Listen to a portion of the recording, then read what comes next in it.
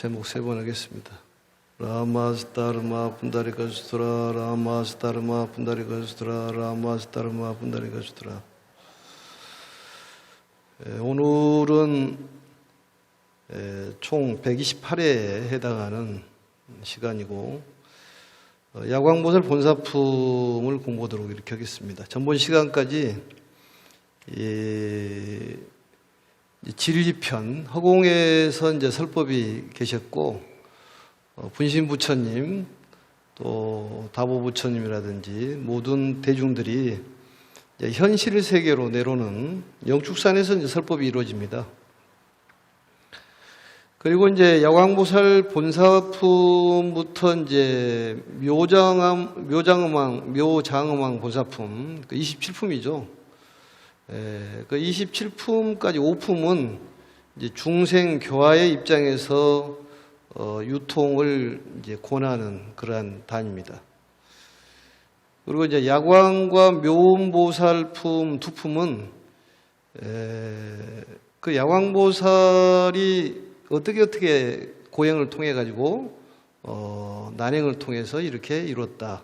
또 묘음보살도 마찬가지로. 그래서 이 2품은 이 고행을 그 실천해서 그 실천한 힘으로 이 법화경을 유통했다 이렇게 얘기를 합니다. 그리고 관음 다라니 품은 중생의 여러 가지의 그 어려움을 지키는 힘, 그러니까 다라니를 통해 가지고 법화행자를 지킨다든지 또 관세음보살님께서 7난 3독을 지켜주는 그러한 내용들이 나와 있습니다. 그리고 이제 묘장음왕 본사품에서는 이 공덕이 뛰어난 힘에 의해 가지고 이 법화경을 유통시키는 그러한 내용으로 볼 수가 있습니다. 또 이제 이 본사란 말은 이제 부처님의 전생을 본생이라고 얘기를 하고 이 보살의 전생을 본사라고 얘기합니다. 그래서 야광보살 본사품이라는 것은 야광보살의 전생에 관련되는 얘기, 그게 이제 야광보살 이제 본사품이죠. 그리고 이제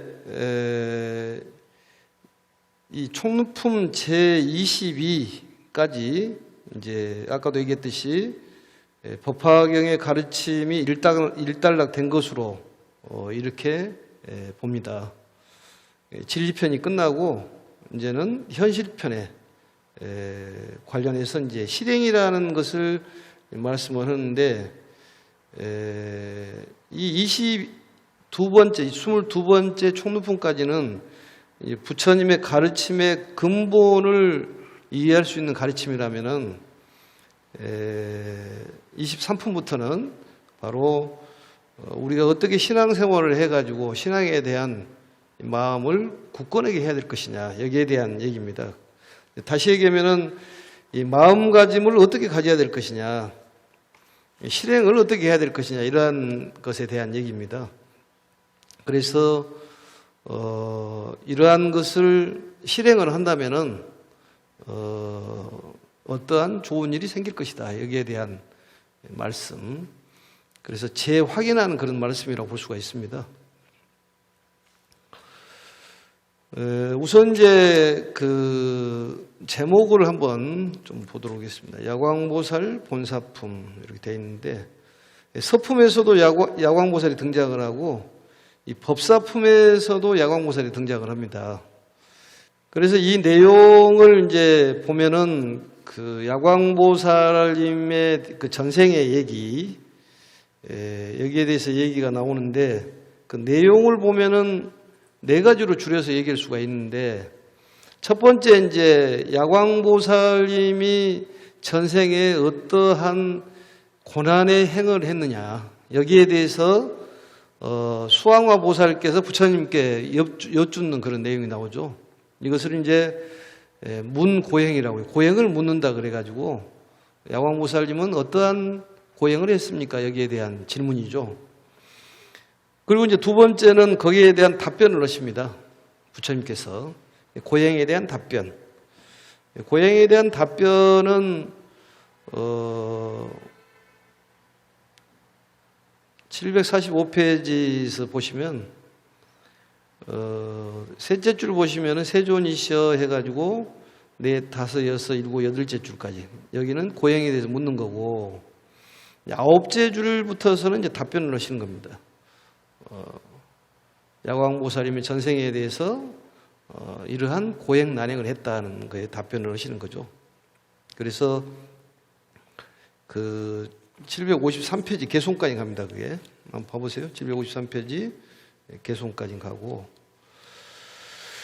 그 다음에는 이제 그 세 번째는 이 심론 찬탄이라고 그래가지고 759페이지를 한번 펴보세요.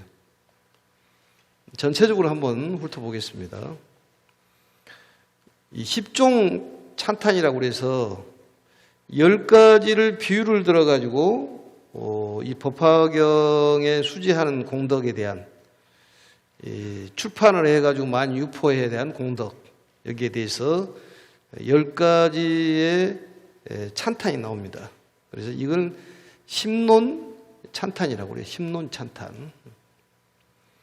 심론 찬탄. 이 탄경이라는 말도 하죠. 탄경. 그 다음에 쭉 넘기면 이제 이 3장이 나오는데 763페이지. 여기도 이제 그 마치 맑고 시원한 못이 능히 모든 목마른 자, 여기 12가지의 이 법화경을 수지 독송하고 많은 사람들에게 알리고 전법 교화를 함으로써 중생을 크게 이익되게 하는 그러한 이익이 있는데, 여기는 12가지 이익, 12이익 비유라고 합니다. 12이익 비유. 12가지 이익을 비유를 해가지고 말씀한 11원입니다. 이게 11원. 그리고는 이제 그 참 이익을 또 얘기해야죠. 이익됨을. 그래서 이제 마지막에 보면은 769페이지 보면은 중생들을 이익되게 했다, 기쁘게 했다, 이런 얘기가 나오는데, 바로 문품 득이라고 합니다. 문품, 이 품을 듣고 이익을 얻었다. 그래서 5가지로 내용을 정리해서 볼 수가 있습니다. 그래서 야광보살이라는 분은 어떤 분이냐, 대충 얘기하면 전생에 대한 얘기를 하면은 그 일체 중생 희견보살로 있을 때 소신공양, 그러니까 몸을 태우는 것을 소신공양이라고 그래요. 또 소비공양, 팔을 태웠다 그 말이죠. 소비공양. 또 내지는 이제 사신공양이라고 합니다. 버릴 사자, 몸을 버렸다. 그리고 이제 우리는 이제 그 부처님께 공양 올리는 것을 연비공양이라고 그래요. 연비. 개 받을 때 하지 않습니까? 근데 여기에서 보면은 이제 야광보살 전 일체중생 희견보살이란 분은 이 완전히 팔을 태우고 몸을 태우는 것인데, 우리는 간단하게 이제 향으로 팔을 태워가지고 살짝 태워가지고 공양을 올리는 그런 것을 하는데, 이 소신공양 또 내지는 몸을 태운다든지 손가락을 태운다든지 발가락을 태운 것에 대해서는 우리가 생각을 깊이 해봐야 된다고 선생님께서도 얘기를 하셨습니다. 대종사께서도. 왜냐하면 어떤 수행에 대한 지극한 마음을 얘기하는 것이지, 그걸 잘못 판단해가지고 현실적으로 손가락을 태운다든지 발가락을 태우는 것은 큰 폐단을 낳을 수가 있다, 그런 얘기입니다.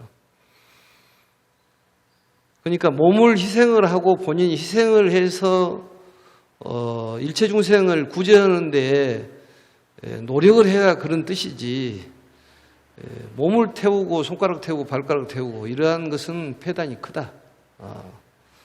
이것은 깊이 좀 생각을 해봐야 될 부분입니다. 주변에서도 그런 분들이 그 소신공양 하신 분도 있고 그러지 않습니까? 그래서 그런 소신공양이라든지 연비공양 이런 것들은 전부 야광보살 이 본사품에 근거를 하고 한 것입니다. 그래서 이 야광보살은 종교적 실천품이라고 보면 돼요. 종교인들은 이렇게 해야 된다 그 말이죠. 이 부처님께서 이 살아온 그런 이 실천은 너무나 완전 무결하기 때문에 우리가 따라갈 수가 없습니다. 그래서 보살님에 대한 행적을 우리가 살펴가지고 그분의 행적을 이렇게 쭉 살펴가 보면은 우리가 어떤 기쁨을 느낄 수가 있다. 그러니까 그걸 이제 예화라고 해석을 하면 됩니다. 예화, 신뢰. 그러니까 야광보살은 이러한 전생에 이런 공덕을 쌓아가지고 야광보살이 됐다. 그렇다면은 우리도 한번 해볼만 하겠구나. 종교적으로 어떤 그 신념이 굳건해진다 이렇게 볼 수가 있겠죠. 그래서 우리가 어떤 일을 해서 기도를 했더니 어떤 가피를 입었다. 그럼 우리가 관심이 많이 가지지 않습니까? 또 어떤 사람이 이런 감기약을 먹었는데 낫다 그러더라. 또 어떤 암이 왔는데 이 약을 먹었더니 낫다 그러더라.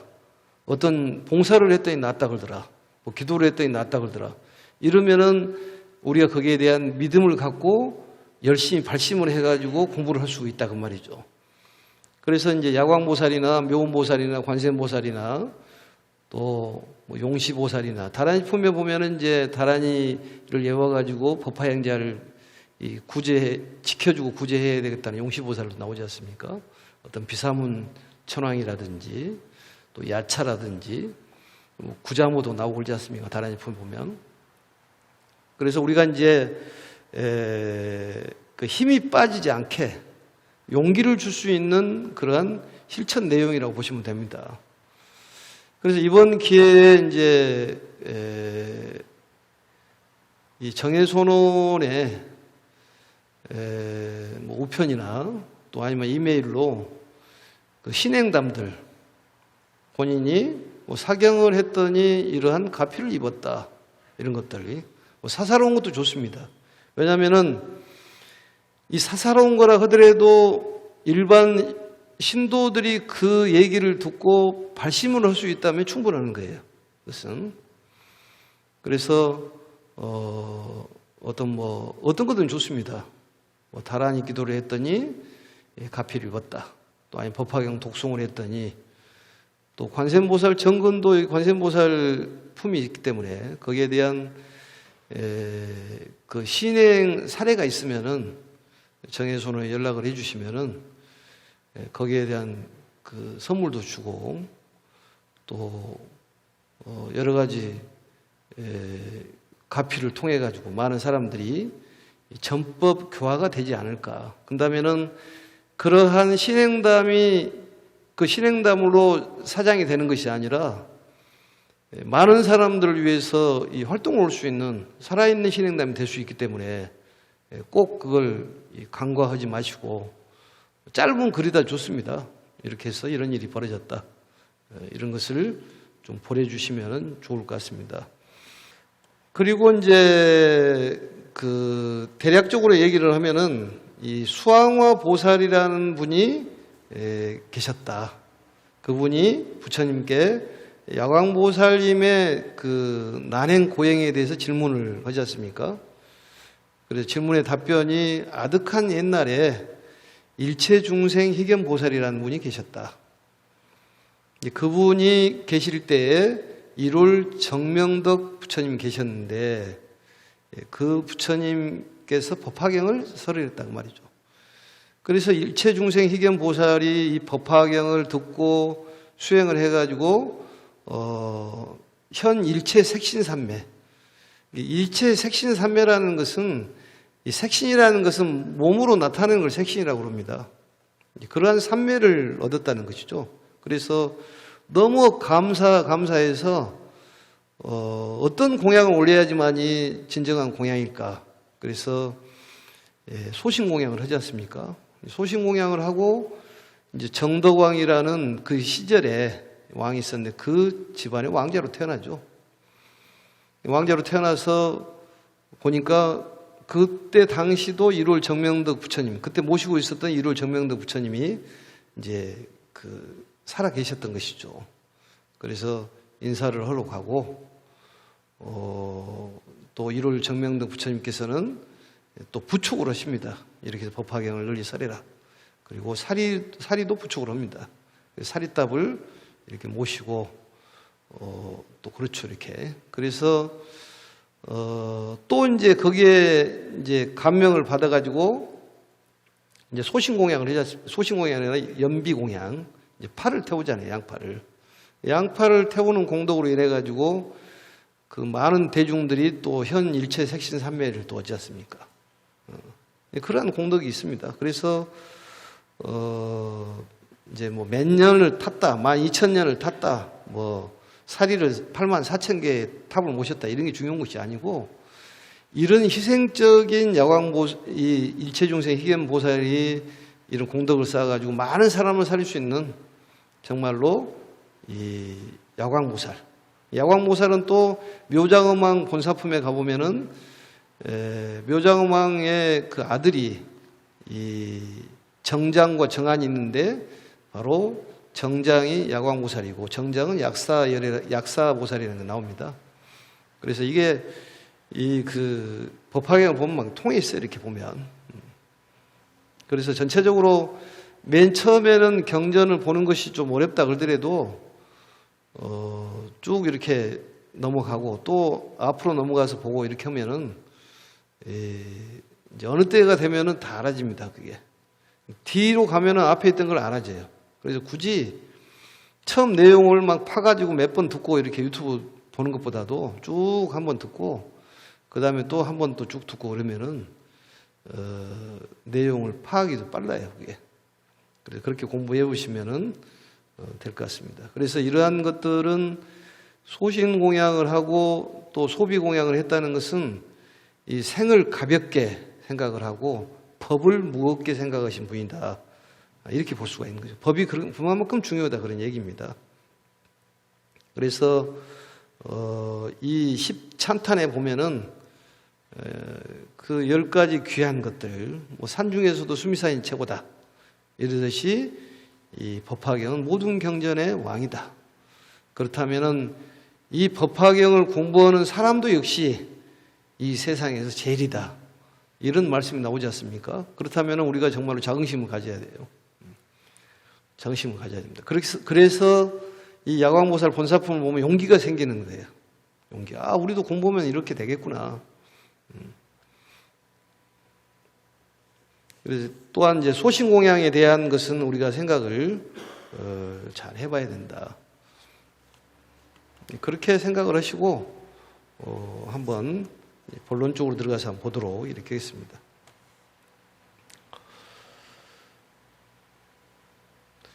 그때에 수왕화보살이 부처님께 살이었다. 745페이지입니다.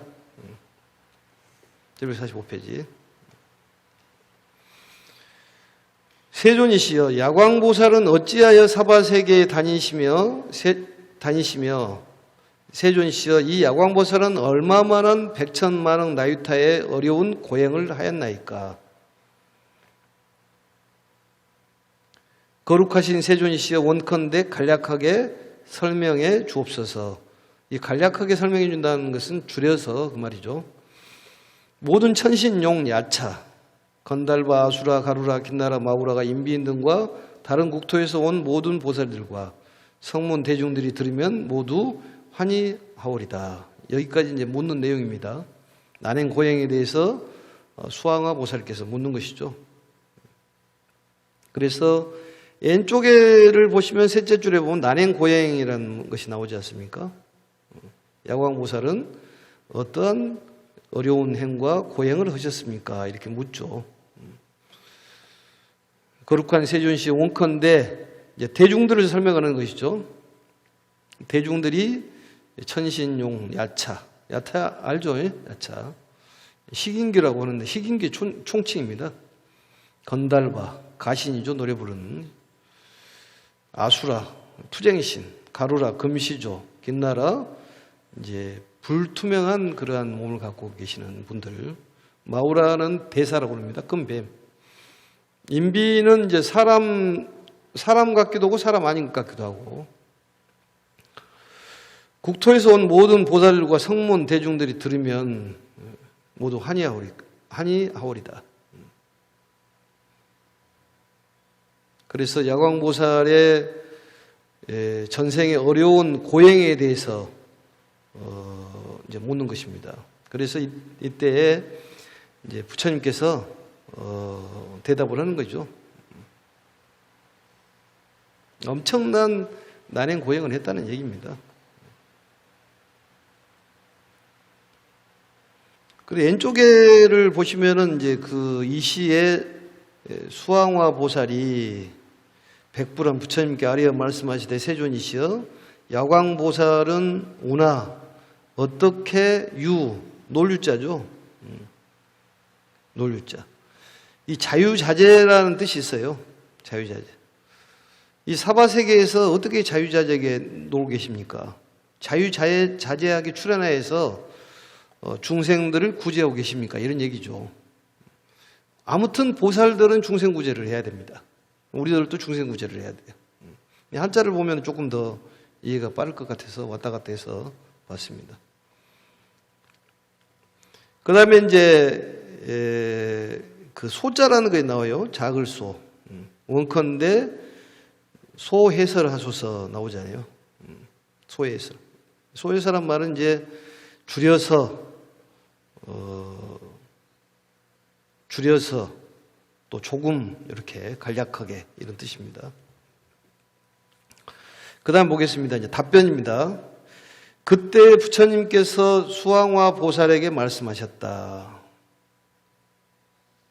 이 법화경에만 등장하는 보살이에요. 수왕화 보살이. 다른 데는 없습니다. 이게 뜻을 보면은 별들의 왕의 꽃으로 장엄한 보살이다 이런 뜻이에요. 별들의 왕의 꽃으로 장엄한 보살이다. 별 숫자잖아요. 별들의 왕의 꽃으로 장엄한 보살 이 뜻입니다. 뜻이. 지난 과거 한량없는 항아사 겁 이전에 부처님께서 계셨으니 명호가 이름이 일월 정명등 열애다. 일월 정명등 열애. 일월 정명등. 일월 정명등의 뜻은 이제 태양과 달, 일월이니까 태양과 달. 때묻지 않는 광명의 길상한 분이다 이런 뜻입니다. 태양과 달에 때묻지 않는 광명의 길상한 분. 이제 1월 2구란 말을 쓰는데 2구란 말은 이제 때를 벗어났다고 말이죠. 뭐 그 해석은 그렇게 중요하지 않은데 1월 정명덕 부처님이 계셨다. 그때 옛날에 그 얘기예요. 쉽게 말하면 얘기거리로 하니까. 응공 정변지 명행조 선서 세간의 무상사 조고장구 천인사 불세존이시라. 이 부처님이 되면은 이제 당연히 따라온 그 명호죠 이름이. 응공 응당이 공양 받을 만한 분이다. 정변지는 두루두루 바르게 아시는 분이다. 명행족은 이제 명이란 말은 이제 지혜를 얘기하는 거, 행은 바로 복덕을 얘기합니다. 지혜와 복덕이 구족하신 분이다. 선서란 말은 깨달음 길로 잘 가신 분이다. 열반의 세계로 잘 가신 분이다. 세간의 일을 잘 하신 분이요. 무상사, 최상의 스승이시오. 조장부, 인간 조련사시다. 천인사, 천상교 인간계 스승이요. 불, 눈뜬 분이시오. 깨달은 분이요. 세조는 세상에서 가장 존귀한 분이요. 세상에서 가장 존귀한 분이시다. 이것은 여러 차례 얘기를 했습니다. 그래서 1월 정명덕 부처님이 계셨는데 그 부처님께서는 80억 대보살 마살과 72 항아사 대성문들이 있었느니라. 보살 마살과 72 항아사. 72 항아사란 말은 72 겐지스강만한 그런 그 모래수만은 많은 그런 성문들이 있었다고 말이죠. 72. 그러니까 무수한 보살과 성문들이 있었다. 많은 성문들 보살과 있었다. 근데 인도에서는 이게 숫자의 크게 개념이 우리하고 좀 다르다고 그러지 않습니까? 그러니까 너무 깊게 안 받아들여도 됩니다. 숫자에 대해서는. 그 부처님의 수명은 42,000겁이고 42,000겁. 엄청나네 보니까. 보살의 수명도 똑같다. 근데 그 인도 사람들이 이제 수명이 길면 길수록 위대한 사람의 수명은 길다는 거예요. 길게 말을 하는 거예요. 그래서 보살의 수명도 같았다. 그 일월 정명덕 부처님이 계신 그 불국토의 그 상황을 지금 설명을 하는 거예요. 같았으며 그 나라에는 넘어갑니다. 747로. 그 나라에는 여자가 없고 여자가 없다. 무유여인이라고 나왔네요. 이쪽에 보니까 무유여인. 무유란 말은 무자고 같은 말이에요. 여자가 없고 지옥과 아기와 축생과 아수라들과 온갖 고난도 없었느니라. 왼쪽에 보시면 지옥, 아기, 축생, 아수라 등과 급 그리고 재난 모두 난이 없었다. 지평 여장 한번 보입니까? 땅은 평평하기가 마치 손바닥 같았다. 지평 여장. 유리로 이루어져 있다.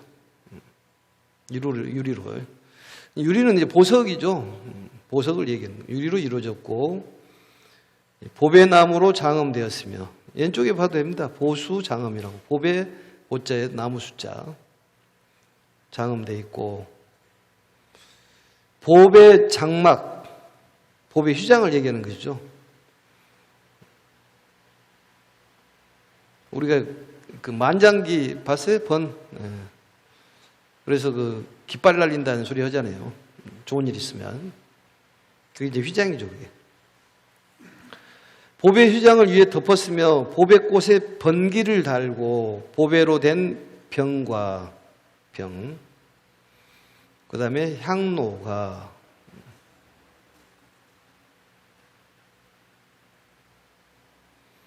병 알죠? 우리가 병, 유리병. 향로는 많이 들어봤죠, 그 향로. 그러니까 경전에 보면은 이러한 것들이 쭉 나오지 않습니까? 그래서 이제 왜 향로를 썼을까? 이게 나오니까 쓰는 거예요. 나라에 널리 가득하고 보배 향로를 썼다고 말이죠. 보배 향로. 칠보 누대를 만들 때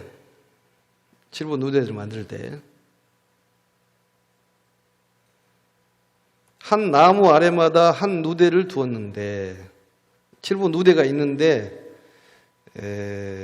그 한 나무가 있으면 그 나무 밑에다가 한 누대를 뒀다고 말이죠. 그 누대의 간격이 얼마나 정도 되느냐. 화살 하나의 간격이니라. 그러니까 칠보 나무가 있고 그 누대가 있었는데 굉장히 많이 있었다고 말이죠. 거기에 이제 부처님이나 보살들이 앉는 누대죠. 절에 가면은 그 누대가 있지 않습니까? 보면은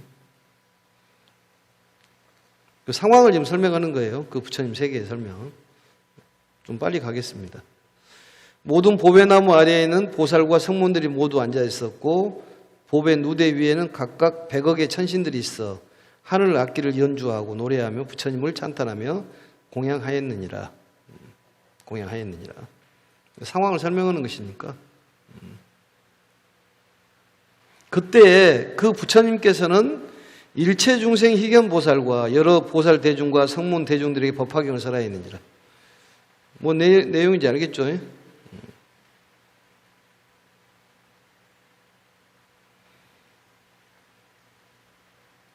그래서 하늘악기가 이제 그 좀 궁금한데 우리가 그 바라같이 이렇게 넙직해가지고 치는 거 있잖아요. 그 심벌지라고 그럽니다. 심벌지.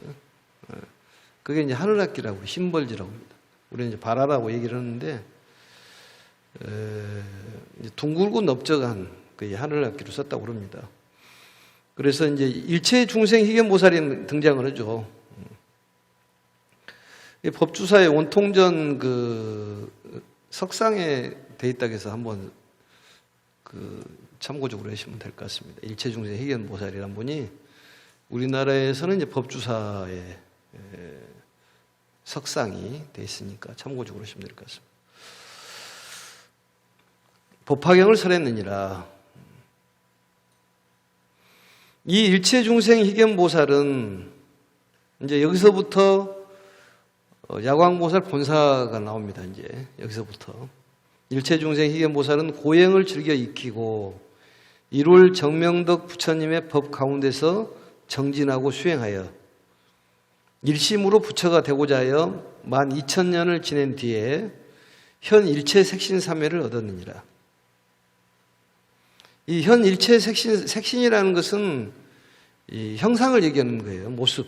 온갖 모습으로 나타나는 삼매, 이 걸맞는 모습으로 나타나는 삼매라고 생각하시면 됩니다.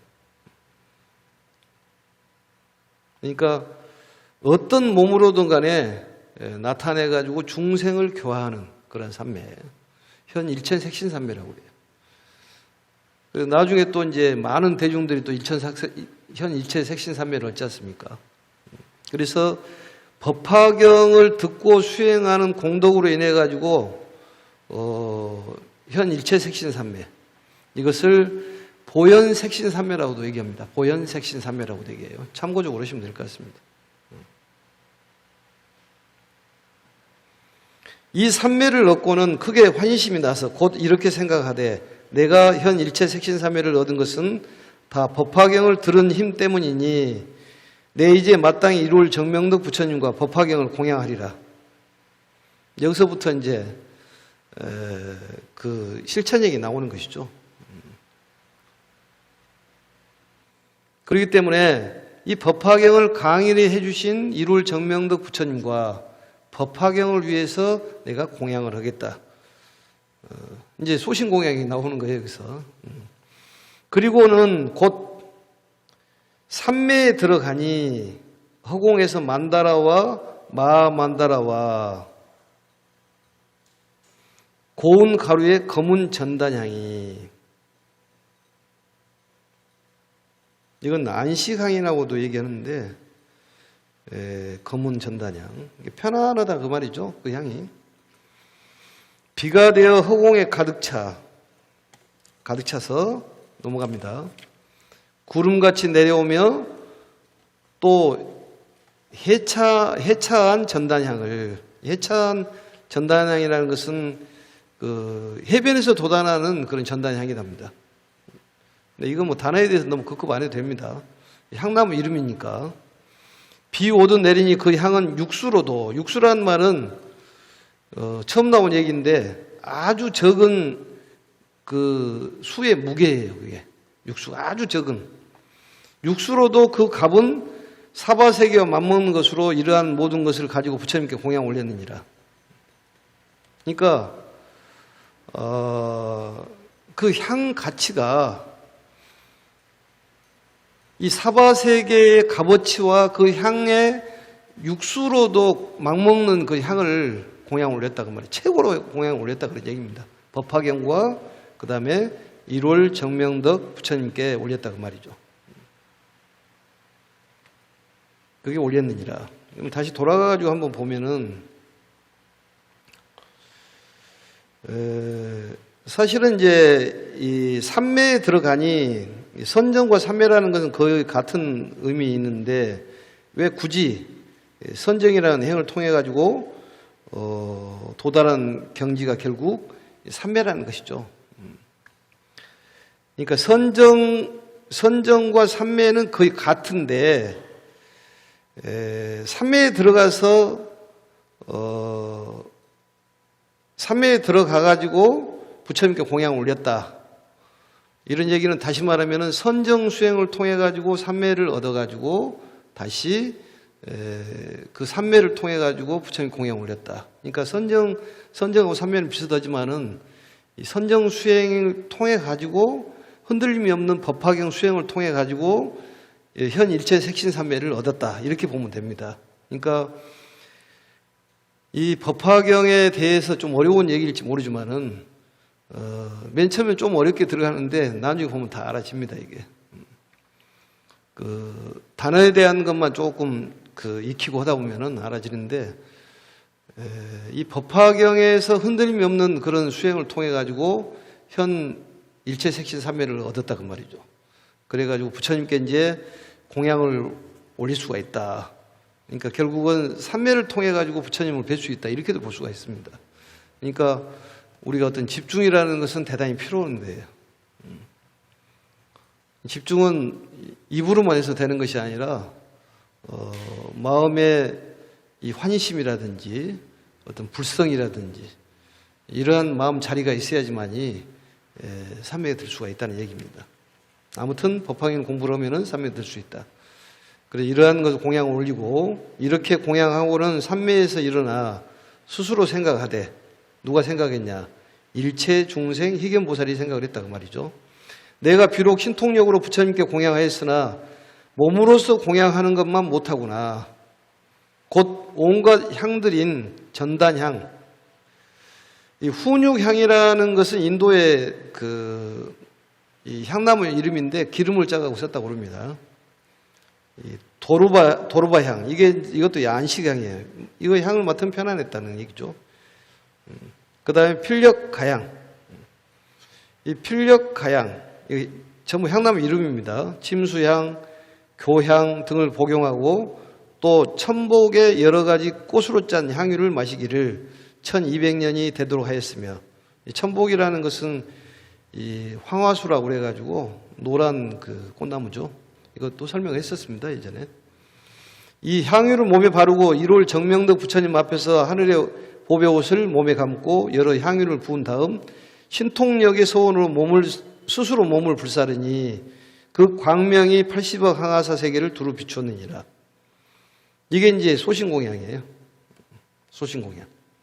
그런데 실질적으로 부처님께서는 고행을 금지를 하셨습니다.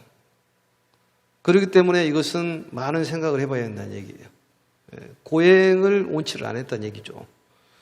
그래서 소신공양이라는 것은 실제로 몸을 태워라, 또 팔을 태우라는 것보다도 정말로 그 희생정신, 실천을 통해 가지고 희생하는, 중생을 위해서 정말 구제를 위해 노력하는, 몸을 희생하는, 이렇게 봐야 되지 않을까, 이렇게 보는 것이죠.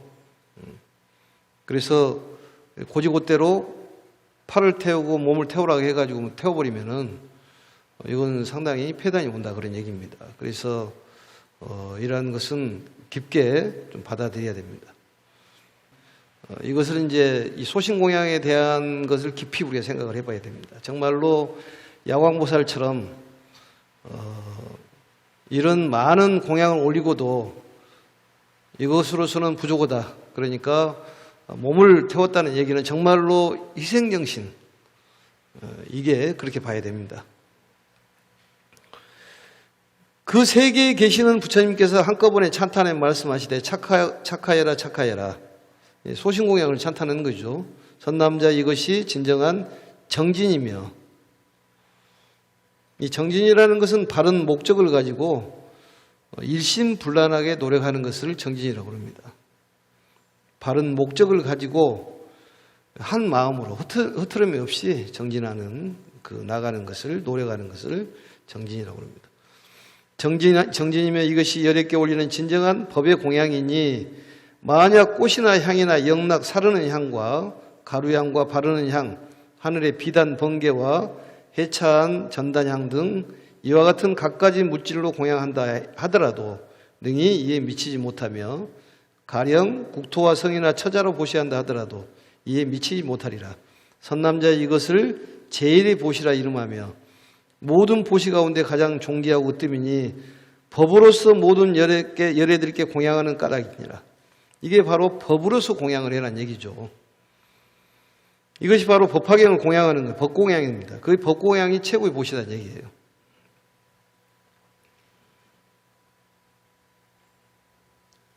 그러니까 몸으로 실천을 해란 얘기죠. 몸으로 실천을 해라.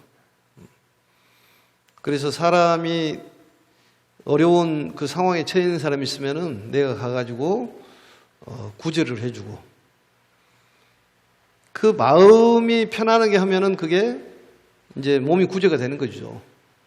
그래서 야광보살을 희망이라고도 표현을 합니다. 희망. 희망이라는 건 마음의 왕이라는 거죠. 그래서 마음이 치료가 되면은 다 치료가 되는 거죠. 그래서 우리가 주변에 어려운 사람이 있으면 솔선수범해서 그 사람을 구제할 수 있도록 야광보살처럼 이런 내 몸을 태워가지고 봉사도 하고 또 어려운 사람을 구제하는데 우리가 정진해야 한다는 얘기입니다. 그렇게 이해를 하시면 될 것 같습니다. 그래서 이 법화경을 공양하는 이 법으로서 이렇게 공양하는 것입니다. 그래서 이것이 바로 진심으로 공양하는 것이고 정말로 모든 것을 내려놓고 이 몸으로 공양을 한다 그 말이죠. 모든 걸 내려놓고 공양한다는 몸을 태웠다는 얘기는 것은 정말로 모든 걸 내려놨다는 얘기 아닙니까? 우리가 방아차기라는 말을 하는데 모든 걸 좀 내려놓을 필요가 있습니다. 오직 법화경만 일심으로 정진하는 그런 게 필요합니다. 이 야광보살 본사품은 이제 어떤 선례에 대한 얘기이기 때문에 쭉 읽어도 특별한 그 해석이 없어도 되지 않을까 이런 생각을 해보는데 단지 이 소신공양, 소비공양이라든지 이것은 우리가 생각을 많이 해봐야 되지 않을까 이런 생각을 합니다. 아무튼 간에 야광보살을 통해 가지고 우리가 발심정진할 수 있는 그런 계기가 되고 또 야광보살처럼 정말로 모든 것을 버리니까 새로 생기는 그러한 훌륭한 일이 공덕이 생길 걸로 굳게 믿으면 될 것 같습니다. 아무쪼록 이 법화경을 하는 사람들은 부처님께 지켜주고 계신다. 이걸 굳게 믿고 모든 일이 잘 된다. 왜냐하면 믿고 있기 때문에 잘 된다. 부처님께 맡기고 열심히 살면 좋은 일이 있을 것 같습니다. 자, 마치겠습니다. 제목 3번 하겠습니다. 라마스타르마 분다리카 수트라 라마스타르마 분다리카 수트라 라마스타르마 분다리카 수트라. 수고하셨습니다.